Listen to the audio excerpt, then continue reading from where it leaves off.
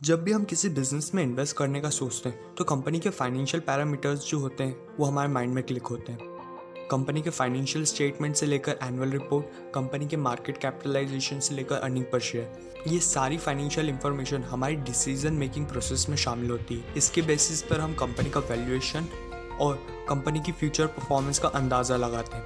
पर कुछ ऐसे नॉन फाइनेंशियल पैरामीटर्स भी होते हैं जिनके बेसिस पर कंपनी का वैल्यूएशन किया जा सकता है। आज के मॉडर्न वर्ल्ड ऑफ इन्वेस्टिंग में एक नई अप्रोच काफ़ी पॉपुलर हो रही है, जिसे हम ESG बोलते हैं। ये एक तरीके का इंटीग्रेशन है हमारी इन्वेस्टमेंट अप्रोच में। तो हम इस वीडियो में यही डिस्कस करने वाले हैं कि ESG होता क्या है और ये इतनी पॉपुलैरिटी क्यों गेन कर रहा है।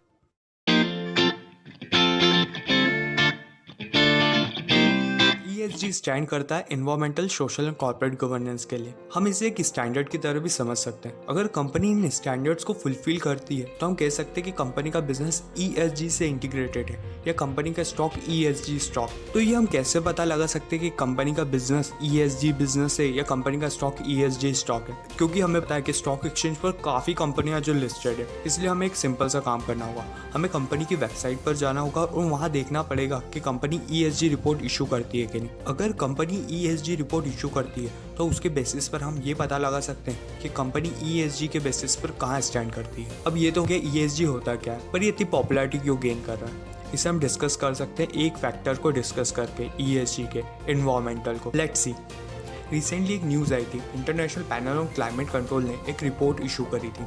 उस रिपोर्ट में उन्होंने कहा था कि ईयर 2100 तक आते आते जो सिटियाँ कोस्टल लाइन पर सिचुएटेड है वो सी लेवल राइजिंग से सफ़र करेगी। ऐसा तो है नहीं कि क्लाइमेट चेंज को लेकर हमारी कंसर्न अभी राइज हुई है। जिस तरीके से क्लाइमेट चेंज को लेकर हमारी अवेयरनेस बढ़ रही है वैसे वैसे हमारी रिस्पॉन्सिबिलिटी भी बढ़ रही है। इसे हम देख भी सकते हैं क्योंकि हमें पता है आजकल कंपनियां manufacturing process as well as product को इको फ्रेंडली बनाने पर लगी हुई है। ये काफ़ी इंपॉर्टेंट भी हो जाता है क्योंकि हमें पता है ओवरऑल पोल्यूशन में इंडस्ट्री पोल्यूशन एक काफ़ी बड़ा कॉन्ट्रीब्यूशन करती है। अब हम बात कर लेते हैं सोशल फैक्टर ऑफ ESG की। देखिए, there is an employ contract between society and a business.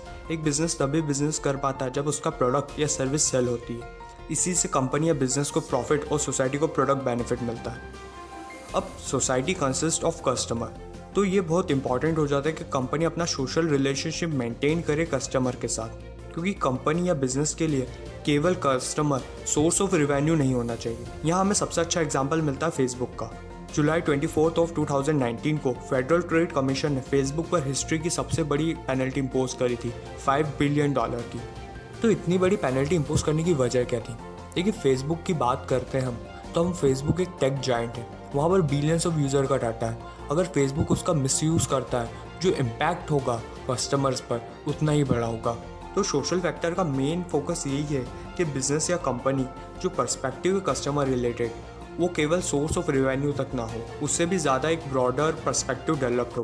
अब हम जो कंपनी के अंदर एक सोसाइटी है उसकी बात करते हैं। देखिए, being a great place to work is a difference between a great company and a good company. अच्छा कॉर्पोरेट कल्चर ही है जो अच्छे एम्प्लॉय को रिटेन कर पाता है। तो इसका सबसे अच्छा एग्जांपल हमें मिलता है गूगल का। जब भी हम गूगल के कॉर्पोरेट कल्चर या वर्क कल्चर की बात करते हैं तो गूगल का जो मेन एफर्ट्स रहता है वो होता है हैप्पियर एम्प्लॉय का, क्योंकि गूगल हमेशा मानता है कि हैप्पियर एम्प्लॉय ज़्यादा क्रिएटिव और प्रोडक्टिव होगा। तो गूगल का हमेशा ये एफर्ट रहता है कि ऐसा इन्वायरमेंट दिया जाए एम्प्लॉय को जहाँ पर वो फ्री हो अपनी क्रिएटिविटी को एक्सप्लोर करने के लिए। तो इसीलिए हम ये देखते हैं कि जब भी हम ऑफिस की बात करते हैं तो हमारे सामने कुछ वाइट और ग्रे कलर के कैबिन होते हैं जहाँ पर डीम लाइट लगी होती है। पर गूगल के जो ऑफिस होते हैं वो काफ़ी अलग होते हैं, जहाँ पे launch area, cafeteria, bean bag chairs होती है।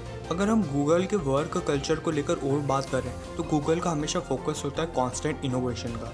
तो गूगल ये ट्राई करता है वो उन लोगों का ग्रुप फॉर्म करे जिनके सिमिलर ऑब्जेक्टिव हो। इससे टीम कोलैबोरेशन होता है, साथ ही साथ ऐसा एटमॉस्फेयर बनता है लोगों के बीच में कि वो इनोवेटिव आइडियाज़ पर फोकस कर सकें। अब हम कॉर्पोरेट गवर्नेंस की बात कर लेते हैं। कॉर्पोरेट गवर्नेंस होता क्या है? कॉर्पोरेट गवर्नेंस एक सिस्टम है जिसमें रूल, प्रैक्टिस और प्रोसीजर जिससे कंपनी डायरेक्ट और कंट्रोल होती है। हम इसे एक फ्रेमवर्क की तरह भी समझ सकते हैं जिससे कंपनी अपने ऑब्जेक्टिव अचीव करती है। जब भी हम कॉर्पोरेट गवर्नेंस की बात करते हैं तो हमारे माइंड में कॉर्पोरेट लेवल्स पर कुछ एम्प्लॉय नज़र आते हैं जो कंपनी के direction as well as control के लिए रिस्पॉन्सिबल है और साथ ही साथ कंपनी के विजन और मिशन के लिए भी रिस्पॉन्सिबल है। Board of directors he primary responsible होते हैं कंपनी के कॉर्पोरेट गवर्नेंस के लिए।